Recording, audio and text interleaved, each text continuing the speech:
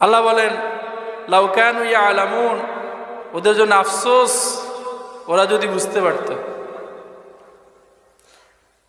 এখন আল্লাহ তাআলা যে উদাহরণ দিলেন সেই বিষয়ে আল্লাহ তাআলা বলছেন ফাআম্মাল্লাযীনা আমানু ফায়ালামুনা আন্নাহুল হাক্কু মির রাব্বিহিম, যারা ঈমানদার, যারা ঈমান এনেছে, ওরা জানে যে উদাহরণগুলো আল্লাহ তাআলা দিচ্ছেন এই উদাহরণগুলো কার পক্ষ থেকে, এবং আল্লাহ তাআলা যে কোরআন নাজিল করতেছেন এই কোরআনটা কি আল্লাহর নাকি মুহাম্মদ সাল্লাল্লাহু আলাইহি সাল্লামের বানানো কথা?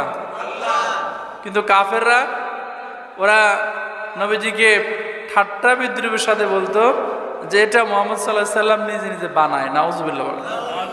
কারণ আল্লাহ তাআলা বলছেন যারা ঈমানদার ফাআম্মাল্লাযীনা আমানু ফায়ালামুনা আন্নাহুল হাক্কু মির রাব্বিহিম, যারা ঈমানদার তারা জানে এগুলো কার পক্ষ থেকে। ওয়াম্মাল্লাযীনা কাফারু, এবং যারা কাফের তারা বলে ফায়াকুলুনা মাযা আরাদাল্লাহু বিহাযা মাসালা, আসলে আল্লাহ তাআলা এই উদাহরণগুলো দিয়ে কি বুঝাচ্ছে, আল্লাহ তাআলা কি বলতে চায়, এই সামান্য উদাহরণ আল্লাহ কেন দিলেন? তো এখন আল্লাহ তাআলা বলছেন